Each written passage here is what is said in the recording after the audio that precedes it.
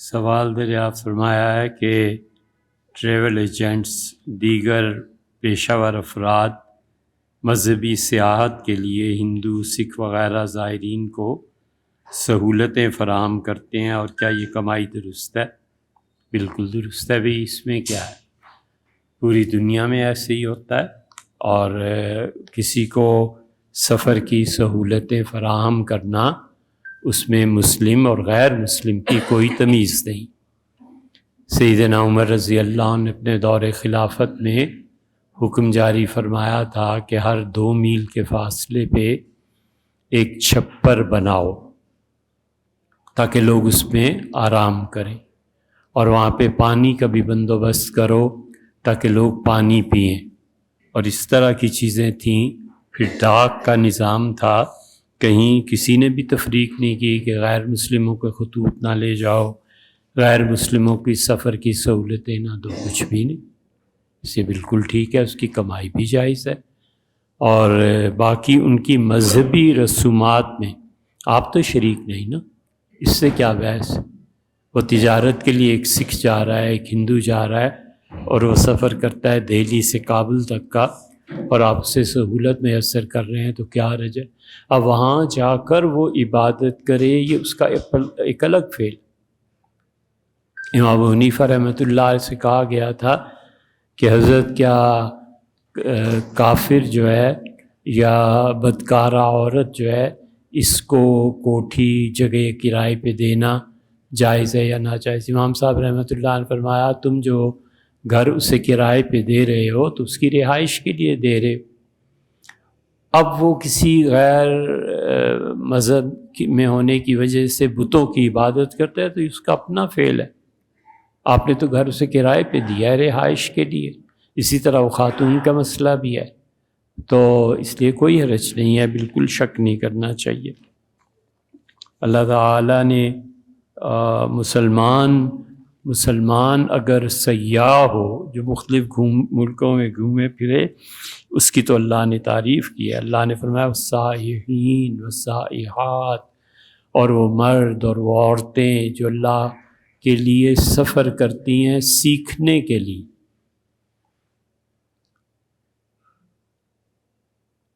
زمین میں مختلف جگہیں جہاں پہ آثار قدیمہ باقی رہ گئے ہیں، ان کو دیکھنے کے لیے، سیاحت کے لیے، اللہ تعالیٰ کی عجائبات کو دیکھنے کے لیے، ایک لفظ میں بیان کریں تو سیاحت، یہ جو گھومنا پھرنا ہے، اللہ نے اس کی تعریف کی ہے۔ مسلمان ہو تو پھر تو کہنے ہی کیا۔ اور کبھی کبھی ایسے بھی ہوتا ہے، یہ حقیقت ہے کہ جو آدمی زیادہ ٹریولنگ کرتا رہتا ہے نا، اس کا دماغ کھل جاتا ہے، سوچنے کے انداز بدل جاتے ہیں۔ اس لیے وہ مفتی جو دنیا میں 10-20 ممالک گھوما ہوا ہو، اور جو کبھی اپنے مسجد کے حجرے سے باہر نکلا ہو، دونوں کے فتوے تک میں فرق آ جاتا ہے۔ تو اس لیے گھومنا چاہیے، دیکھنا چاہیے اگر استطاعت ہو۔ دعا کرتا ہوں کہ اللہ سبحانہ و تعالی مجھے جنت الفردوس میں حضور اقدس صلی اللہ علیہ وسلم کا دور کا پڑوسی عطا فرمائے۔ اچھا، حضور اقدس صلی اللہ علیہ وسلم کا دور کا پڑوسی عطا فرمائے، یہ کیا اردو ہوئی بھائی؟ حضور اقدس صلی اللہ علیہ وسلم کے ساتھ دور کا پڑوس عنایت فرمائے۔ میں قریبی پڑوس کی دعا اس لیے نہیں مانگتا کہ اپنے آپ کو اس کا اہل نہیں سمجھتا، میری کوئی حیثیت نہیں ہے۔ کیا یہ دعا کرنا ٹھیک ہے یا غلط؟ بھیا یہ ہے کون جو اپنے آپ کو اس قابل سمجھتا ہو کہ حضور صلی اللہ علیہ وسلم کا پڑوسی بنے؟ دنیا میں کوئی بھی ہے ایسا؟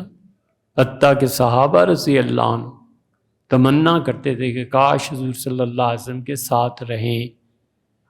حضور صلی اللہ علیہ وسلم کے خادم نے سارا پانی وانی تیار کر کے رکھا ہوا تھا، آپ جب وضو کے لیے تشریف لائے تو یہ دیکھ کے بہت خوش ہوئے، اور آپ نے کہا کہ مانگو، کیا مانگتے ہو؟ یعنی میں اس کے لیے دعا کر دوں۔ ایسی خوشی آپ پہ تھی، حال تھا۔ تو انہوں نے کہا اللہ کے رسول، مانگنے والے نے بھی کیا مانگا؟ اس نے کہا اللہ کے رسول، جنت میں آپ کے پڑوس درکار ہے، جنت میں آپ کے ساتھ ہی رہوں۔ تو آپ نے فرمایا اعنی علی کثرت السجود، نفل نمازیں بھی زیادہ پڑھا کر، پھر تو کامیاب ہو جائے گا۔ تو یہ ہے کہ اتنی بڑی خدا کی نعمت ہے کہ صرف تمنا ہی سے بات نہیں بنتی، بلکہ اس کے علاوہ بھی کچھ مانگ کرنا پڑے گا۔ تو فرمایا وہ یہ کرو، تو اس لیے بجائے اس کے کہ آپ پڑوس دور، اور سب سے اچھی بات یہ ہے کہ حضرت عمر رضی اللہ عنہ کہتے تھے ہم جا رہے تھے اور ہم نے دیکھا عبداللہ ابن مسعود رضی اللہ عنہ کو کہ وہ نماز پڑھ رہے ہیں اور اللہ تعالیٰ کے کچھ نام پڑھ رہے ہیں، تو حضور صلی اللہ علیہ وسلم فرمایا واہ واہ عبداللہ واہ واہ، اور مانگ اللہ سے، تو اسم اعظم کے ذریعے سے مانگ رہا ہے، اور عبداللہ تجھے ضرور اللہ تیری دعا کو قبول کریں گے۔ اور پھر رسول اللہ صلی اللہ علیہ وسلم نے انہیں سکھایا، جیسے ابو عبیدہ رضی اللہ عنہ کی روایت میں آتا ہے، اور ابو عبیدہ جو تھے انہوں نے پوچھا تھا حضرت عبداللہ ابن مسعود رضی اللہ عنہ سے کہ مد دعاء الذی دعوت بہی لیلہ، وہ جو رات ایک تھی اس میں آپ نے کیا دعا مانگی تھی؟ جب حضور صلی اللہ علیہ وسلم نے آپ سے فرمایا تھا کہ سل تعطیٰ، عبداللہ مانگ، اب اللہ تجھے دینے کے لیے ہے، تو کہتے ہیں عبداللہ ابن مسعود رضی اللہ عنہ کا کہ میں نے عرض کیا اللہ کی بارگاہ میں کہ اللہم انی اسألک ایمانا لا یرتد، اللہ ایسا ایمان نصیب فرما اس کے بعد کفر اور ارتداد نہ آئے، وَنَعِيمًا لَا يَنْفَدُ، اور اللہ زندگی میں وہ نعمتیں دے کہ جو کبھی نہ چھنے، وَمُرَافَقَةَ نبی کا محمد صلی اللہ علیہ وسلم، اور حضور صلی اللہ علیہ وسلم کا پڑوسی مجھے بنا دے، فی اعلیٰ درجۃ الجنہ، جنت کے جس انتہائی مقام پہ تو حضور صلی اللہ علیہ وسلم کو رکھے گا، اللہ وہاں مجھے ان کا پڑوس نصیب فرما، جنت الخلد، ایسی جنت جو ہمیشہ ہمیشہ۔ اس دعا سے شروع کیجیے، اللہ کا حضور صلی اللہ علیہ وسلم کا پڑوس، اس کا دور ہونا قریب ہونا اس کو چھوڑ کے اس دعا سے شروع کیجیے۔ ابن مسعود رضی اللہ عنہ نے حضور صلی اللہ علیہ وسلم کی رفاقت جنت کے بہترین اعلیٰ درجے میں مانگی تھی، اس دعا کو کیجیے اور ان باتوں کو چھوڑ دیجیے۔ کون اس قابل اپنے آپ کو سمجھتا ہے؟ سمجھتا ہوگا وہ بہت ہی نااہل ہوگا کہ غرور اور کبر میں نہ پھنس جائے۔ ابن مسعود رضی اللہ عنہ مانگ سکتے تھے بھئی ہمیں بھی اچھا فرض کر لو ایک لمحے کے لیے اللہ سب کو حضور صلی اللہ علیہ وسلم کا پڑوسی بنا دے، ساری کائنات کو، پھر کیا فرق پڑا؟ حضور صلی اللہ علیہ وسلم کا رتبہ اور مرتبہ کون ان تک پہنچ سکتا ہے؟ ضروری مسئلہ یہ ہے کہ جو طلاق ہماری عدالتوں کے ذریعے یا مسلم فیملی کورٹ کے ذریعے دی جاتی ہے، کیا وہ واقع ہو جاتی ہے؟ یہ آپ نے بہت تفصیل سے سوالات پوچھے ہیں، ہم صرف اس کے جوابات آپ سے عرض کر دیتے ہیں ورنہ وقت بہت لگ جائے گا۔ عدالت سے جو خواتین خلع لیتی ہیں اس میں اور نکاح کے ٹوٹ جانے میں فرق، یہ ہم کئی مرتبہ بیان کر چکے ہیں کہ عدالت کسی خاتون کو جو خلع دے دیتی ہے تو وہ یہ در حقیقت کہہ رہی ہوتی ہے کہ اگر اب سماعت ہونی چاہیے تو بالکل ٹھیک ہے، ظلم ہوا ہے تو واقعی ظلم ہوا ہے، اب ہم اس بات کی اجازت دے رہے ہیں یا ریکگنائز کر رہے ہیں، تسلیم کر رہے ہیں، تحریری طور پہ کر رہے ہیں کہ اس عورت کو واقعی شوہر سے شکایت ہے۔ اگر بیوی نے عدالت میں درخواست دی ہے تو عدالت نے خلا کا فیصلہ دے دیا ہے، اس فیصلے میں شوہر کی رضامندی نہ بھی ہو اور فسخ نکاح کا کوئی وجہ موجود نہ بھی ہو تو عدالت کا پاکستان میں کہہ دینا یہ کافی نہیں۔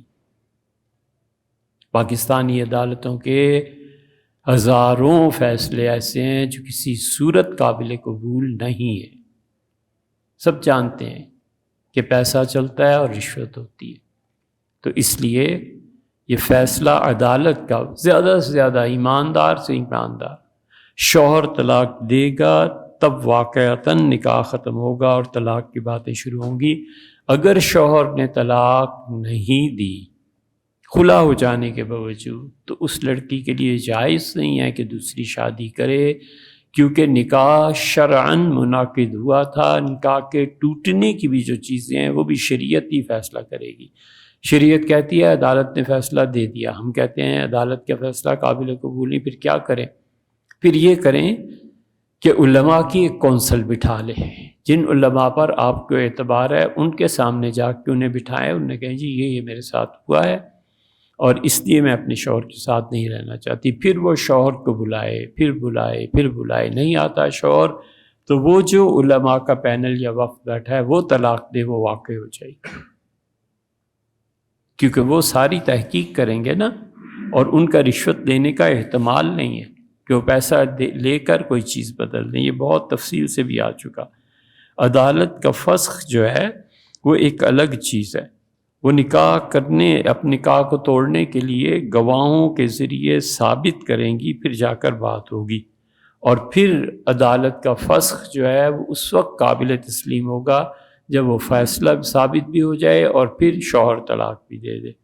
اور فسخ نکاح جو ہے کہ نکاح کیوں ٹوٹتا ہے، اس کے کئی ایک اسباب پہلے بھی عرض کچھ کر چکے ہیں، کہ عورت اتنی تنگ دستی میں گزارا نہ کر سکے، تو کہ شوہر کماتا نہیں ہے، جو کچھ کماتا ہے میرے لیے کافی نہیں ہے، اسی طرح وہ گھر کا تقاضا مطالبہ کرے اور گھر وہ نہ لے کے دے۔ اللہ تعالیٰ نے فرمایا اسکنوہن من حیث سکنتم، اور عورتوں کو، بیویوں کو وہیں رکھو جہاں تم خود رہتے ہو۔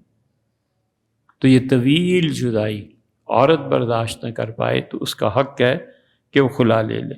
اسی طرح وہ اس کے جو شرعاً ملاپ اور یہ چیزیں ہیں اس کو پورا نہ کر سکے، وہ بھی خاتون کے پاس ایک سٹینڈرڈ ہے کہ وہ اس نکاح کے فسخ کا دعویٰ کرے، یا شوہر گم ہو جائے، اتنے عرصے کے لیے لاپتہ ہو جائے کہ کچھ پتہ ہی نہ چلے، اور اس عورت پہ مدت بیت جائے، جب بھی وہ فسخ کا دعویٰ کرے گی 6 مہینے، سال، پھر وہ علماء فیصلہ کریں گے کہ دعویٰ اس نے اس تاریخ کو کیا ہے، اس تاریخ کو نکاح ٹوٹ جائے گا اور لڑکی عدت گزار کے پھر نکاح کر لے۔ عدت گزاری، نکاح کر لیا، اولاد ہو گئی، پہلا شوہر پھر واپس آ گیا، تو یہ جو اب اولاد ہوئی ہے نا، یہ اسی کی سمجھی جائے گی، پہلے شوہر کی۔ شریعت نے سارے قوانین الگ لکھے ہیں۔ اسی طرح کوئی اتنا مارتا ہو کہ جسم پہ نیل پڑ جائیں، تو لڑکی کو حق ہے کہ وہ جا کے عدالت میں یا علماء کے سامنے وہ چیزیں بتائے، دکھائے، شواہد پیش کرے اور وہ اپنا خلا لے لے۔ اسی طرح شوہر پاگل ہو جائے، اس کے لیے بھی حق بنتا ہے، وہ چیز ہے۔ اسی طرح کوئی بھی مرد اپنی خواہشات ایسے پوری کرنا چاہتا ہو جو شریعت نے اجازت نہیں دی، یا یہ کہ اس کی بیوی اس پہ راضی نہیں ہے، یہ سب چیزیں ایسی ہیں جس میں اسے خلا کرنے کا حق۔ جہاں تک آپ نے لکھا ہے کہ رہائش اور نفقہ کا بندوبست کرنا، یہ شوہر کے لیے ضروری ہے، شوہر کے لیے ضروری ہے۔ اللہ نے فرمایا ہے کہ وہ 2-3 اور 2-2 3-3 اور 4-4 خواتین سے نکاح کر سکتا ہے، لیکن عدل ضروری ہے۔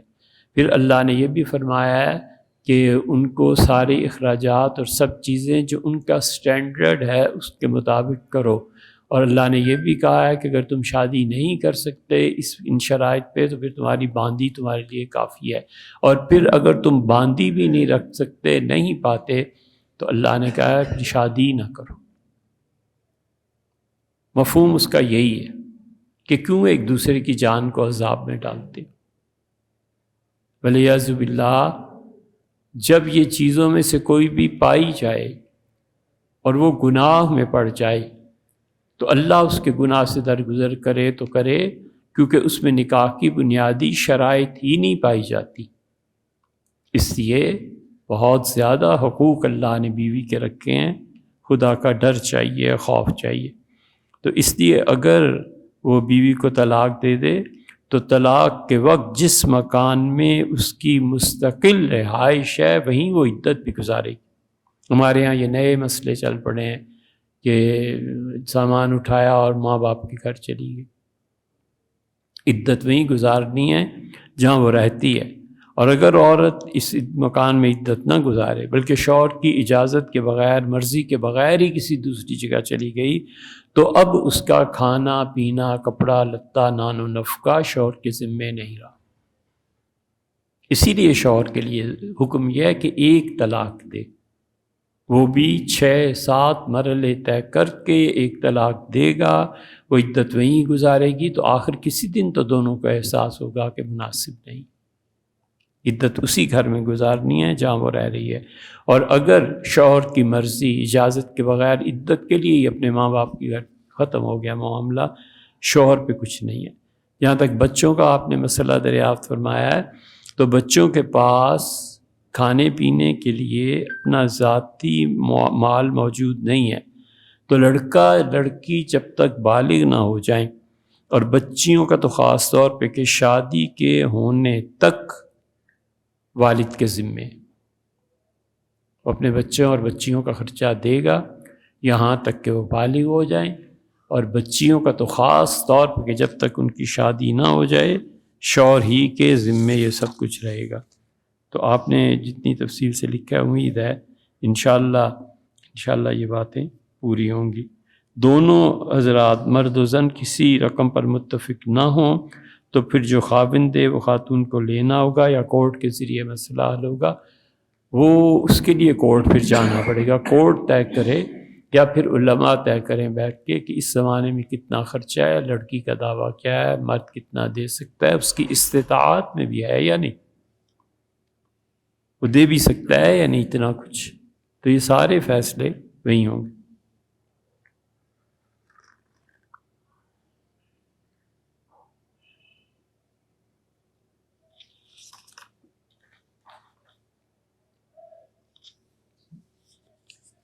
ایک سوال اس میں ریکارڈ کرایا ہے، ایک صاحب ہیں دوست ہیں ملتان میں، وہ جہاں تک ہمیں علم ہے یہ جو کچھ بھی نیٹ ورک مارکیٹنگ میں ہوتا ہے یا ملٹی لیول مارکیٹنگ میں جو لیولز مقرر کیے جاتے ہیں، اس میں بہت سی خرابیاں ہیں جس کی وجہ سے یہ جائز نہیں ہے، اور اس کی آمدن بھی جائز نہیں ہے۔ انویسٹمنٹ کے اعتبار سے مثلاً یہ کہنا کمپنی کا کہ ہمارے ہاں تمہیں پتہ ہی ہے 10 سال سے کوئی نقصان نہیں ہوا، اب اس پہ ہم تم جتنی انویسٹ کر رہے ہو 2% دے دیں گے، اس کا 2 لاکھ کی ہے 2% لے لو، 10% لے، جو بھی فیصدی مقرر کرتے ہیں آپ اور مفتی حضرات سے بے شک دریافت کر لیں، لیکن ہم نے جتنی بھی تحقیق کی اس انویسٹمنٹ کو پتہ نہیں حلال ذرائع میں استعمال بھی کرتے ہیں یا نہیں، ان کمپنیز کو خود نہیں پتہ ہوتا کہ پیسہ جو میں نے لیا ہے یہ کس مد میں جا رہا ہے۔ مثلا اس کی 10 فیکٹریز ہیں، ایک فیکٹری ہے جس میں وہ اچار چٹنی مربے بناتے، ایک فیکٹری ہے جس میں وہ شراب بناتے ہیں، اب اس پیسے کو آگے جا کے دیکھنا کہ یہ پیسہ کدھر سے آ رہا ہے اور اس میں نفع جو مجھے دیا ہے کدھر سے آ رہا ہے، یہ بالعموم کمپنیز کے مینیجرز یہ جو بھی لوگ ہوتے ہیں مالکان تک تو کوئی پہنچ نہیں سکتا، کون کیئر کرتا ہے اس پیسے کی؟ اس لیے جوئے میں جیسے پیسے لگائے جاتے ہیں نا، اور امکان بھی ہوتا ہے اسی طرح یہ بھی امکان ان کمپنیز میں ہوتا ہے کہ بہت سی مرتبہ وہ نفع دیتے بھی ہیں، اور بہت سی مرتبہ اگر فکس کر کے دیتے ہیں تو فکسیشن خود وہ کس طرح ہو گئی بھی، ایک ہیلا کیا جاتا ہے کہ 10 مہینے بعد سال بعد اس کو کر لیں گے۔ ہمیں آج تک ایسی کمپنیز نہیں ملی جن کے سارے معاملات شرعی اعتبار سے درست ہوں، اور پھر بہت سے پوائنٹس مل جاتے ہیں، ان پوائنٹس پر بھی نفع الگ ہوتا ہے، کس چیز کے پوائنٹس ہوتے۔ اس لیے جو کچھ بھی، ایک بات یہ بھی یاد رکھنی چاہیے کہ ایجنٹ کو جو کمیشن ملتی ہے کسی اور کی محنت کے ساتھ مشروط نہیں کی جا سکتی، محنت کوئی کرے ایجنٹ کو پیسے ملیں، مذکور جو کمپنی آپ نے چوز کی ہے اس کی اجرت دوسرے ماتحت ممبران کی محنت پر مشروط ہوتی ہے، اور یہ جائز نہیں، محنت کوئی کرتے ہیں اس کا نفع کسی اور کو پہنچتا ہے، اور مشروط کیا جاتا ہے اس کو دوسروں کی مزدوری کے ساتھ، یہ بھی درست نہیں ہوتا۔ تو اس لیے یہ چیزیں درست نہیں ہیں کہ وہ کہیں 10 سال سے چونکہ نقصان نہیں ہوا لہٰذا ہم آپ کو 2% تو دیں گے ہی دیں گے، پھر سال کے آخر پہ حساب کر لیں گے، یہ ہیلا اور بہانہ ہی ہمیں معلوم ہوا ہے، آپ دیگر مفتی حضرات سے بھی دریافت کر لیں۔ جنت میں سب جوان ہوں گے، تو حضرات حسنین کا جوانوں کے سردار ہونے کا کیا مطلب ہے؟ جبکہ انبیاء علیہ السلام بھی جنت میں ہوں گے، اور سرداری سے کیا مراد ہے؟ سب ان کے تابع ہوں گے۔ مراد یہ ہے حضور اقدس صلی اللہ علیہ وسلم کی کہ جن لوگوں کا جوانی میں انتقال ہو گیا، 20 22 25 سال جوان تھے، انتقال ہو گیا، وہ سیدنا حسن رضی اللہ عنہ کے ساتھ قیامت میں اٹھائے جائیں گے، یا سیدنا حسین ابن علی رضی اللہ عنہ کے ساتھ اٹھائے جائیں گے۔ ان کے جھنڈے تلے ہوں گے، ان کے گروہ کے ساتھ ہوں گے، حساب میں ان کے ساتھ ہوں گے۔ حضور صلی اللہ علیہ وسلم نے فرمایا تھا، لوگوں اپنے نام اچھے رکھو اپنے بچوں کے، قیامت میں جو نام تم رکھو گے اسی سے وہ پکارا جائے گا۔ اور آپ نے فرمایا قیامت میں جھنڈے گڑیں گے، جو جس گروپ میں تھا اس کو اس جھنڈے تلے لایا جائے گا، اور پھر حضور صلی اللہ علیہ وسلم کا جھنڈا سب سے بلند ہوگا۔ جو بھی اس امت کے اہل سنہ ہیں، مسلمان ہیں، سب چھوٹے چھوٹے جھنڈے اس بڑے جھنڈے کے نیچے ہوں گے۔ اور حضور صلی اللہ علیہ وسلم میں تمہیں بتاؤں سب سے بدتر جھنڈا کس کا اٹھایا جائے گا؟ اور پھر آپ نے فرمایا کہ منافق انسان وہ جہاں بیٹھا ہوا ہوگا اس کے ساتھ کا جھنڈا بلند کیا جائے گا، اور لوگوں کو بتایا جائے گا کہ یہ دنیا میں منافق آدمی تھا، تاکہ لوگ اسے دیکھیں اور اس کو برا بھلا کہیں، لعنت بھیجیں منافق پہ، اس کی خوب رسوائی ہو۔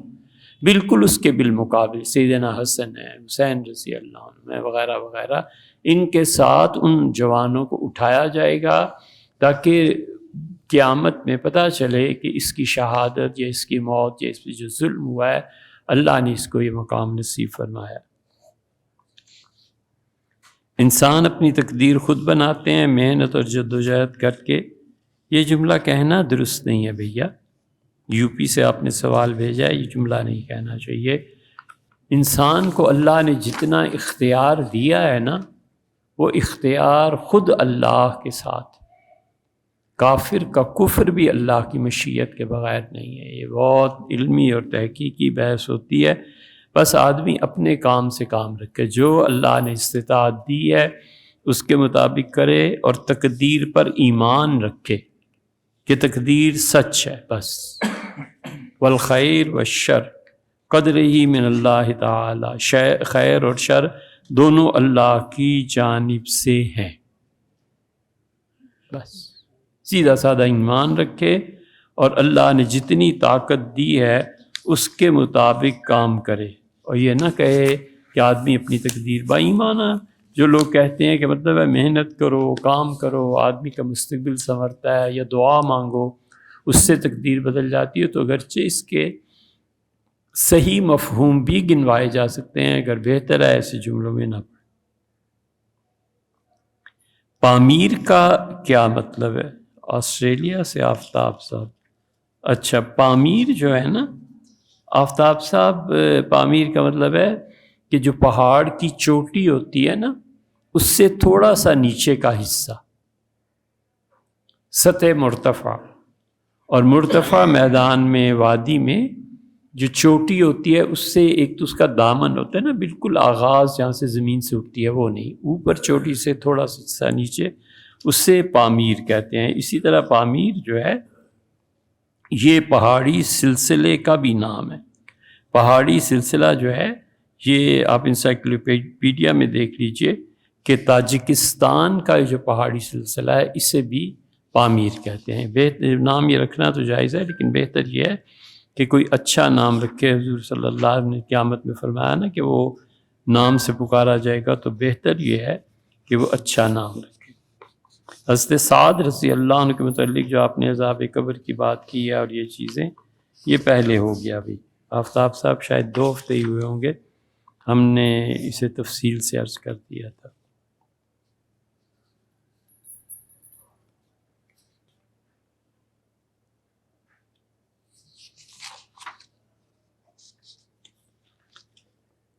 کوریا کے وزٹ ویزا کے لیے اپلائی کر رہا ہوں۔ میں نے ایجنٹ کو ڈاکومنٹس سینڈ کر دیے ہیں، کہہ رہا ہے کہ میرا ٹورسٹ ویزا 8 10 15 دن کا ہو سکتا ہے، 1 مہینہ ممکن ہے لگ جائے۔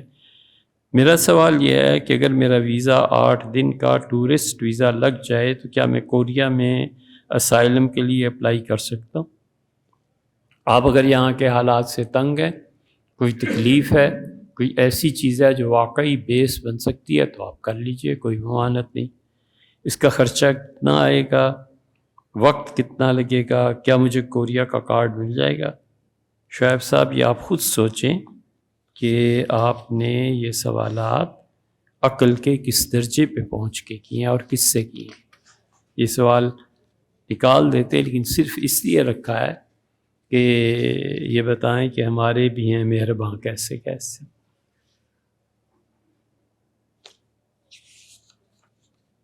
ہند یا ہندا نام، اس پہ بھی پچھلی مرتبہ بات ہو چکی۔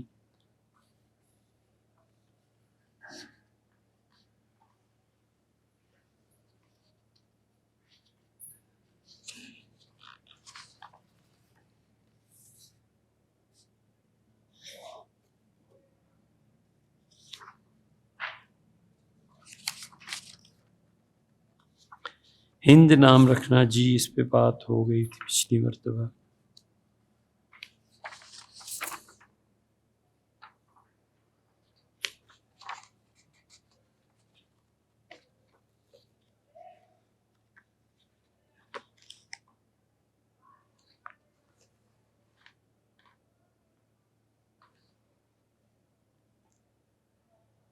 حضور اقدس صلی اللہ علیہ وسلم کو خواب میں دیکھا اور آپ نے مجھے میٹھا کھانے کے لیے ارشاد فرمایا، چونکہ حلوہ تھا۔ میں اسے لے کر دوستوں کے ساتھ شیئر کرنے کے لیے گیا۔ لمبی بات آپ نے کی ہے بھیا۔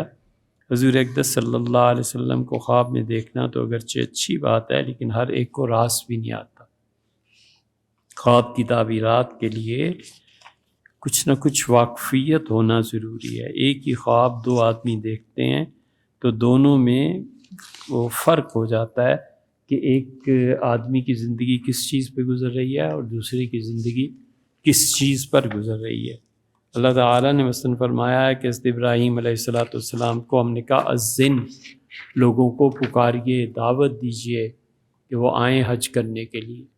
اور یہی لفظ سورہ یوسف میں بھی آیا کہ وہ اذن مؤذن، پکارنے والے نے پکارا اور اس نے کہا ایتھا العیر انکم لسارقون، قافلے والو تم میں کوئی چور ہے۔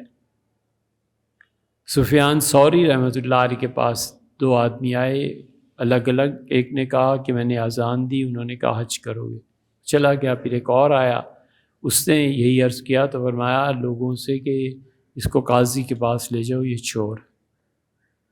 شاگردوں نے بعد میں عرض کیا کہ حضرت دونوں نے ایک ہی جیسا خواب دیکھا اور دو تعبیریں مختلف، انہوں نے کہا اس پہ شر ٹپک رہا تھا۔ یہ ہے وہ فراست کہ آدمی ظاہری حالات کو دیکھ کر اس انسان کے کردار کے متعلق کچھ کہے۔ اللہ نے فرمایا ان فی ذالک لآیات للمتوسمین، اور ہم نے اپنی کتاب میں ان چیزوں میں بہت سی نشانیاں رکھی ہیں ان لوگوں کے لیے جو کسی کا طور طریقہ، چلنا پھرنا، اٹھنا بیٹھنا، انتخاب، رنگوں کا انتخاب، کھانے کا انتخاب، یہ سب چیزیں دیکھ کے اندازہ کر لیتے ہیں کہ اس شخص کی طبیعت کیسی۔ اسے کہتے ہیں فراست۔ ماں باپ سے پوچھو فراست کیا؟ بچہ ہزار کہے کہ کمبائن اسٹڈیز تھیں اور یہ تھا اور وہ تھا، جب داخل ہوتا ہے نا تو باپ دیکھتے ہی پہچان لیتا ہے کہ کمبائنڈ اسٹڈیز آج کہاں ہو رہی تھی۔ گئی ہے مائیں پہچان جاتی ہیں، وہ کہتی ہے میں جانتی ہوں یہ پیسہ جو لے رہے ہو یہ تمہارا کہاں جا کے پیسہ خرچ ہوگا۔ تو وہ جو فراست کے ذریعے پہچاننا ہے نا، یہ ہے چیز۔ تو اس لیے خواب کی تعبیر کے لیے کوئی ملا ہو، کوئی دو چار دن ساتھ گزارے ہوں تو آدمی کہے کہ تم نے حضور صلی اللہ علیہ وسلم کے خواب میں دیکھا ہے وہ ایسے ہے اور ایسے۔ یہ تو ہو گیا آپ کے سوال کا جواب۔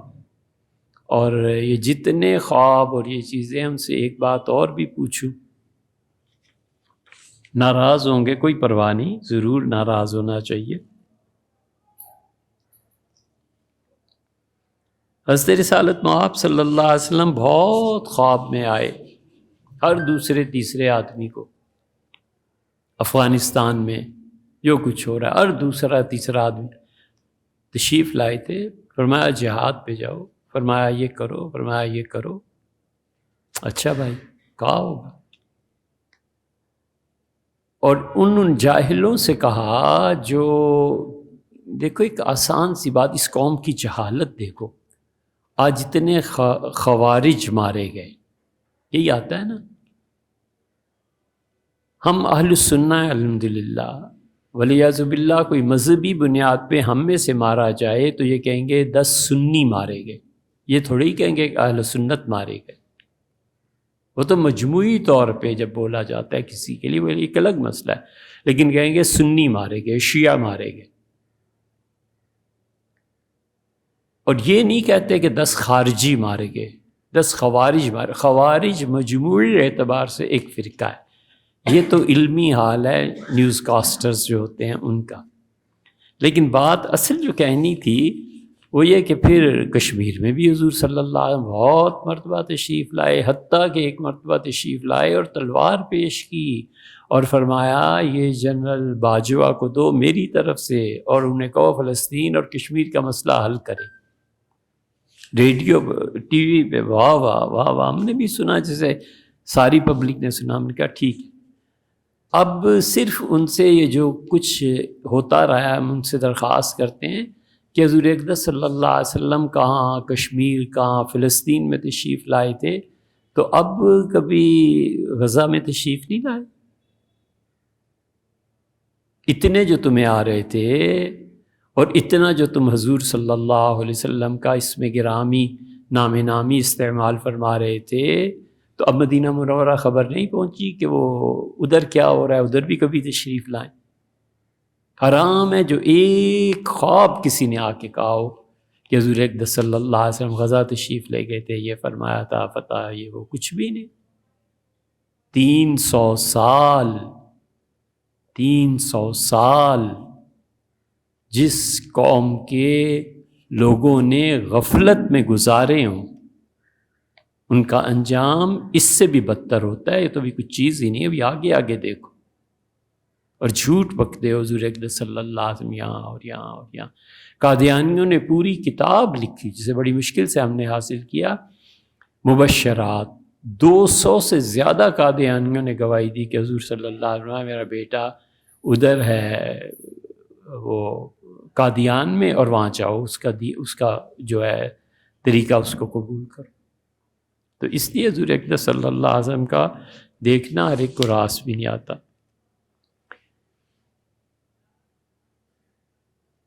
چلو اس بات کو ہی پورا کر لیتے ہیں. ایک آدمی آیا شاہ عبدالعزیز صاحب رحمۃ اللہ علیہ کے پاس. اس نے کہا کہ حضرت میں نے خواب میں دیکھا ہے حضور صلی اللہ علیہ وسلم گھر تشریف لائے تھے، تو اسے دیکھتے رہے، پھر فرمایا گھر خالی کر دو کہیں گر نہ جائے. ہوا وہی، اس نے خالی کر دیا، گھر گر گیا. تو پوچھا گیا کہ حضرت آپ نے یہ کیسے؟ انہوں نے کہا میں اس کو شکل صورت کپڑے لباس سب دیکھ رہا تھا، تو مجھے اچانک ذہن میں آیا کہ اللہ نے کہا ان الملوک اذا دخلوا قریۃ افسدوها. بادشاہ جب کسی کے گھر میں داخل ہوتے ہیں تو برباد ہو جاتا ہے وہ گھر. تو اس کی شکل و صورت دیکھو، اس کے حالات دیکھو، یہ اس قابل نہیں ہے کہ حضور صلی اللہ علیہ وسلم اس کے گھر تشریف لائیں. تو میں سمجھ گیا کہ اس کا گھر گرنے والا ہے. یہ اس دکھایا گیا ہے کہ خالی کر. یہ ہے فراست. جو آپ نے پوچھا ہے کہ استکراہ، کسی کو کسی فعل پر مجبور کرنا کہ جھوٹ بولو، جھوٹی گواہی دو. آپ نے تو پوچھا ہے سیاسی اعتبار سے، ہم سیاست کی بات نہیں کر رہے، لیکن سیاسی اعتبار ہو، معاشی اعتبار ہو، رشتہ داری کا اعتبار ہو، کسی بھی فیلڈ میں جب کوئی کسی کو مجبور کرتا ہے تو جس کو مجبور کیا جا رہا ہے اس کو گناہ نہیں ہوتا. ایک خاتون کو کسی غلط کام پہ مجبور کیا گیا، اس کے ذمے کچھ نہیں ہے، حتیٰ کہ وہ خودکشی کر لے تو بھی اس کے ذمے کچھ نہیں. ایک آدمی کو غلط بیان پہ مجبور کیا گیا، جو مجبور کیا گیا اس میں صرف یہی چیز دیکھی جاتی ہے کہ مجبور کرے بھی اور نہ اس کی بات ماننے کی صورت میں اس کے پاس اتنے اسباب و وسائل ہوں کہ وہ قتل کر سکے. ایک خاتون کو وہ کہتا ہے وہ نہیں مانتی، اب اس کے پاس پستول پکڑی ہوئی، کوئی ایسی چیز مار دے کہ تو اپنی جان اپنی عزت بچانے کے لیے وہ کرے گی تو اس کو کوئی گناہ نہیں۔ اسے پتہ ہے کہ اس افسر نے دھمکی دی ہے اور اگر میں نے اس کی بات نہ مانی تو میرے گھر سے ہی خواتین لے جائیں گے اٹھا کے۔ اس نے کہا اگر میری یہ بات نہیں مانو گے تو تم جانتے ہو پھر میں کیا کروں گا، مار دوں گا، اور مارنے پہ طاقت رکھتا بھی ہے۔ اس صورت میں یہ جو جھوٹی گواہی ہے جو کچھ کر رہا ہے اس کو گناہ نہیں ہوگا۔ حضور اقدس صلی اللہ علیہ وسلم نے، یہ ابن ماجہ نے باب باندھا ہے، شہر ابن حوشب کہتے ہیں کہ میں نے حضرت ابو ذر غفاری رضی اللہ عنہ سے پوچھا ایک مسئلہ، تو انہوں نے کہا قال رسول اللہ صلی اللہ علیہ وسلم، حضور اقدس صلی اللہ علیہ وسلم، ابو ذر 3 چیزیں ایسی ہیں جس میں میری امت کا گناہ نہیں ہے۔ قد تجاوز عن امتی الخطا، پہلی چیز تو کوئی غلطی گناہ نہیں کرنا چاہتا تھا اور اچانک ہو گیا، غلطی سے گولی کسی کو جا لگی، کوئی اچانک ایسی چیز پیش آ گئی۔ والنسیان، اور بھول گیا، مثلا وعدہ کیا تھا اتنے پیسے دوں گا، بھول گیا بیچارہ، وقت پہ نہیں پہنچا سکا۔ وَمَسْتُكْرِهُ عَلَيْهِ، اور اگر کسی نے کسی گناہ پر اسے مجبور کیا تو فرمایا اللہ نے ان تینوں کو معاف فرما دیا۔ حضرت ابو ہریرہ رضی اللہ عنہ کہتے ہیں ان اللہ تجاوز لامتی، حضور اقدس صلی اللہ علیہ وسلم، اللہ نے میری امت کو معاف فرما دیا عما توسوس بہ صدورہ، جو کچھ ان کے سینے میں وسوسے آ جاتے ہیں، خدا ہے نہیں ہے والیاذ باللہ وغیرہ وغیرہ۔